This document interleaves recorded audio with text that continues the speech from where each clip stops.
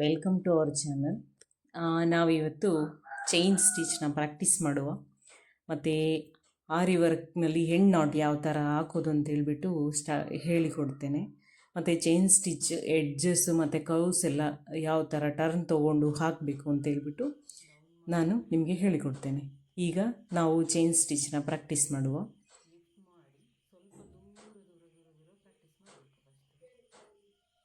Chain stitch ದೂರ first ನಾವು practice ಮಾಡಬೇಕು. ನೋಡಿ, ಫಸ್ಟು ಟಿಪ್ ನಮ್ಮ ಸೈಡ್ ಇಟ್ಕೊಂಡು ಇನ್ಸರ್ಟ್ ಮಾಡಿ ಕೆಳಗಡೆ ಥ್ರೆಡ್ ಹಾಕಿ ಮೇಲೆ ಈಚೆಗಡೆ ಆಪೋಸಿಟ್ ಸೈಡ್ ಮತ್ತೆ ಟರ್ನ್ ಮಾಡಿ ಮತ್ತೆ ಇನ್ಸರ್ಟ್ ಮಾಡಿ ಮತ್ತೆ ಟರ್ನ್ ಮಾಡಿ ಇನ್ಸರ್ಟ್ ಮಾಡಿ ಈ ಥರ ತೆಗಿಬೇಕು. ಮೊದಲು ಡಿಸ್ಟೆನ್ಸಲ್ಲಿ ಪ್ರಾಕ್ಟೀಸ್ ಮಾಡಿ, ಆಮೇಲೆ ನೀವು ಚೈನ್ ಸ್ಟಿಚ್ನ ಸ್ವಲ್ಪ ಡಿಸ್ಟೆನ್ಸಲ್ಲಿ ಪ್ರಾಕ್ಟೀಸ್ ಮಾಡಿ.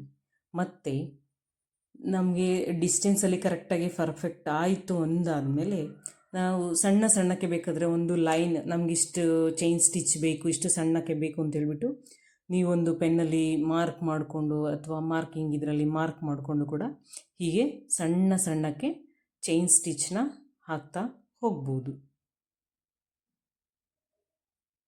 ಮೊದಲು ಯಾವುದಕ್ಕೂ ನೀವೊಂದು ಲೈನ್ ಎಲ್ಲ ಹಾಕ್ಕೊಂಡು ಪ್ರಾಕ್ಟೀಸ್ ಮಾಡಿ.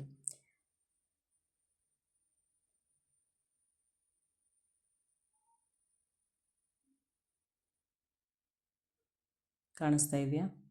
ಈ ಥರ ಸಣ್ಣಕ್ಕೆ. ಈಗ ನಾನು ಇಲ್ಲಿಗೆ ಒಂದು ಎಣ್ಣಾಟಿ ಹೇಗೆ ಹಾಕೋದು ಅಂತೇಳಿ ಹೇಳ್ತೇನೆ. ನಾವು ಹೀಗೆ ಒಂದು ಸ್ಟಿಚ್ ತೆಗೆದು ಪಕ್ಕದಲ್ಲಿ ಒಂದು ಸಣ್ಣ ಸ್ಟಿಚ್ ಹಾಕಿ ಮತ್ತು ಅದರೊಳಗಿಂದ ತೆಗೆದ ಸ್ಟಿಚ್ಚಿನ ಒಳ ತೆಗೆದು ಮತ್ತು ಅದ್ರ ಒಳಗಿಂದ ಹೀಗೆ ಡ್ರ್ಯಾಗ್ ಮಾಡಬೇಕು. ಡ್ರ್ಯಾಗ್ ಮಾಡಿದಾಗ ಅಲ್ಲಿಗೆ ಓಕೆ ನೋಡಿ, ಇನ್ನೊಂದು ಸಲ ಹೇಳ್ತೇನೆ. ಈಗ ಮೊದಲು ಒಂದು ಸ್ಟಿಚ್ ಹಾಕಿ ತೆಗೀರಿ ಈಗ ಇದ್ರ ಒಳಗಿಂದ ಕಾಣ್ತಾ ಇದೆಯಾ, ಇದು ಚೈನು, ಇದು ಪಕ್ಕದಲ್ಲೇ ಹಾಕಿ ಅದ್ರ ಒಳ ಬರೋ ಹಾಗೆ ಹೀಗೆ ತೆಗಿಬೇಕು. ತೆಗೆದ್ರ ಒಳಗಿಂದ ಮತ್ತೆ ಒಳಗಿಂದ ತೆಗೆದಿರ್ತೀರಲ್ವ, ಅದರಿಂದ ಹೀಗೆ ಎಳೆದ್ರೆ ಅದು ಆಟೋಮೆಟಿಕ್ಕಾಗಿ ನಾಟ್ ಬೀಳುತ್ತೆ. ಇನ್ನೊಂದು ಸಲ ಹೇಳ್ತೇನೆ ನೋಡಿ. ಹೀಗೆ ಲಾಸ್ಟಿಗೆ ಎಂಡು ಸ್ಟಿಚ್ ಹಾಕುವಾಗ ಈ ಥರ ಇದು ಮಾಡ್ಕೊಳ್ಳಿ. ಸೊ ಒಂದು ದೊಡ್ಡ ಸ್ಟಿಚ್ ಆದರೂ ತೆಕ್ಕೊಳ್ಳಿ, ಇಲ್ಲಾಂದರೆ ಅದರ ಪಕ್ಕ ಒಂದು ಸಣ್ಣಕ್ಕೆ ಸ್ಟಿಚ್ ತೆಕ್ಕೊಳ್ಳಿ. ಅಂದರೆ ನಾಟ್ ಹಾಕಿ ಅಲ್ಲಿಗೆ ಎಂಡ್ ಮಾಡಬೇಕಲ್ವ ನಾವು, ಹಾಗೆ ಹಾಕಿ ಸ್ಟಿಚ್ಚು ಒಳಗಿಂದ ತೆಗೆದ್ರಿಂದ ಅದರೊಳಗಿಂದ ಇನ್ನೊಂದು ಮುಂಚೆ ತೆಗೆದಿರ್ತೀವಲ್ಲ ಅದರೊಳಗೆ ಹಾಕಿ ನಾಟ್ ಮಾಡಬೇಕು. ಗೊತ್ತಾಯಿತು ಅಂತ ಅಂದ್ಕೊತೀನಿ. ನೀವು 1-2-3 ಸಲ ವಿಡಿಯೋ ನೋಡಿ ಪ್ರಾಕ್ಟೀಸ್ ಮಾಡಿ. ಸೊ ಈಗ ನಾವು ಚೈನ್ ಸ್ಟಿಚ್ಚಲ್ಲಿ ಎಡ್ಜಸ್ ಮತ್ತು ಕರ್ವ್ಸ್ನ ಹೇಗೆ ನಾವು ಟರ್ನ್ ಕೊಡೋದು ಅಂತೇಳ್ಬಿಟ್ಟು ನಾನು ಇಲ್ಲೊಂದು ಚಿಕ್ಕದಾಗಿ ಟ್ರಯಾಂಗಲ್ ಶೇಪಲ್ಲಿ ಮತ್ತು ಒಂದು ಸರ್ಕಲ್ ಶೇಪಲ್ಲಿ ನಿಮಗೆ ತೋರಿಸ್ತೇನೆ ನೋಡಿ. ಪ್ರಾಕ್ಟೀಸ್ ಮಾಡೋರು ಎಲ್ಲ ಶೇಪಲ್ಲೂ ಕೂಡ ಟ್ರೈ ಮಾಡಬೇಕಾಗುತ್ತೆ. ಟ್ರೈ ಮಾಡಿದ್ರೆ ನೆಕ್ಸ್ಟು ನಿಮಗೆ ಮಾಡಲಿಕ್ಕೆ ಡೈರೆಕ್ಟು ಡಿಸೈನ್ಸ್ ಏನಾದರೂ ನಿಮಗೆ ಬಂದಾಗ ಮಾಡಲಿಕ್ಕೆ ಸುಲಭ ಆಗುತ್ತೆ. ಅಂದರೆ ಡೈರೆಕ್ಟ್ ಡಿಸೈನ್ಸ್ ಬಂದಾಗ ನಿಮಗೆ ಮಾಡಲಿಕ್ಕೆ ಈಸಿ ಆಗ್ಬೋದು ಅಂತ.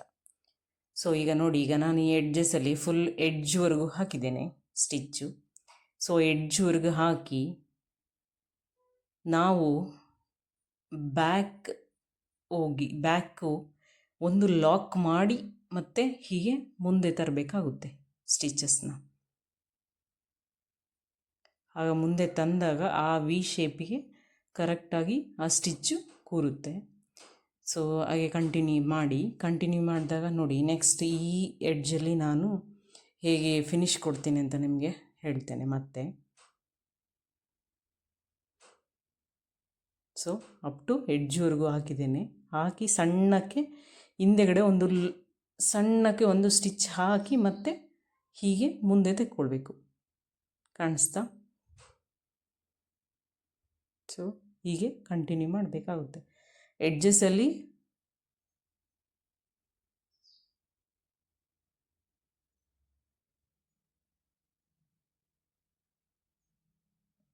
ಸೊ ಇಲ್ಲಿಗೆ ಫಿನಿಶ್ ಆಯಿತು. ಸೊ ಇಲ್ಲಿಗೆ ನಾವೀಗ ಒಂದು ಎಂಡ್ ನಾಟ್ ಹಾಕುವ. ಸೊ ಹೀಗೆ ನಾನು ಬರೆದ ಹಾಗೆಯೇ ಮೂಲೆಯಲ್ಲೂ ಕೂಡ ನೀಟಾಗಿ ಎಡ್ಜಸ್ಸು ಕಾಣ್ತಾ ಇದೆ. ಸೊ ಹಾಗೆ ಈ ಥರ ನೀವು ಸರ್ಕಲ್ ಕೂಡ ನೀವು ಹೀಗೆ ಪ್ರಾಕ್ಟೀಸ್ ಮಾಡಬೇಕಾಗುತ್ತೆ. ಸರ್ಕಲ್, ಟ್ರಯಾಂಗಲ್ ಮತ್ತು ಸ್ಟ್ರೈಟ್ ಲೈನ್, ಸಣ್ಣ ಸ್ಟಿಚ್ಚು ಮತ್ತು ಲೆಂತಿ ಸ್ಟಿಚ್ಚು, ಈ ಥರ ಎಲ್ಲ ನೀವು ಲೈನ್ಸ್ ಹಾಕ್ಕೊಂಡು ಪ್ರಾಕ್ಟೀಸ್ ಮಾಡಿ, ಆಗ ನಿಮಗೆ ಪರ್ಫೆಕ್ಟಾಗಿ ಬರ್ತದೆ. ನೆಕ್ಸ್ಟ್ ಈ ವಿಡಿಯೋದಲ್ಲಿ ನಿಮಗೇನಾದರೂ ಡೌಟ್ ಇದ್ದರೆ ಕೇಳಿ ಹೇಳುವ. ವಿಡಿಯೋನ ಆದಷ್ಟು ಕಲಿಯೋರಿಗೆ ಶೇರ್ ಮಾಡಿ, ಹೊಸದಾಗಿ ಕಲಿತಾ ಇರೋರಿಗೆ ಶೇರ್ ಮಾಡಿ, ಸಬ್ಸ್ಕ್ರೈಬ್ ಮಾಡಿ. Thank you.